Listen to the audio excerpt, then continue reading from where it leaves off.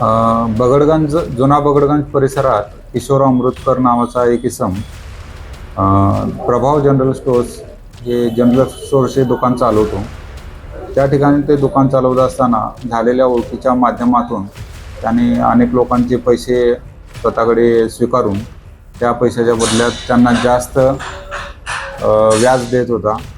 काही लोकांना तो प्रत्येक महिन्याला काही ठराविक रक्कम भरून घेऊन वर्षाअखेरीस व्याजासहित ते पैसे परत देत होता. तर काही लोकांच्याकडून FDच्या स्वरूपात ठराविक मुदतीच्या स्वरूपात त्यांनी पैसे घेतलेले आहेत आणि ठराविक मुदतीनंतर ते त्याला व्याजासहित परत देत होता. परंतु यावर्षी दिवाळीला त्यानं लोकांना सांगितलं होतं की तुमच्याकडून घेतलेले पैसे मी व्याजासहित परत देईन. परंतु त्याने ते पैसे परत न देता त्याने दुकानाला आणि घराला कुलूप लावला आणि तो फरार झाला होता. त्यामुळे लोकांनी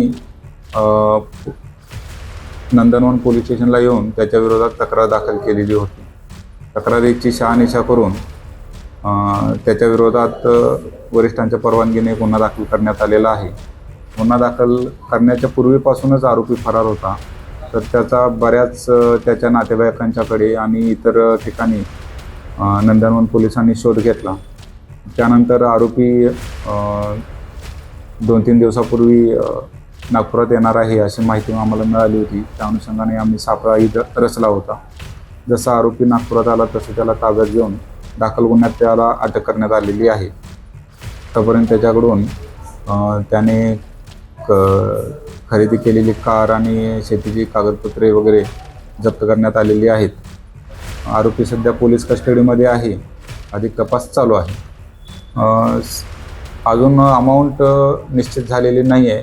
तरीही जवळपास 300च्या वर लोकांची त्यांनी फसवणूक केल्याचे दिसून येत आहे आणि आत्तापर्यंत 3 करोडच्या जवळपास फसवणूक झालेली रक्कम आहे. त्यामुळे वाढवत आहे. जसे जसे लोक फसवणूक झालेले पीडित लोक आमच्याकडे येतील त्या पद्धतीने तपास चालू आहे.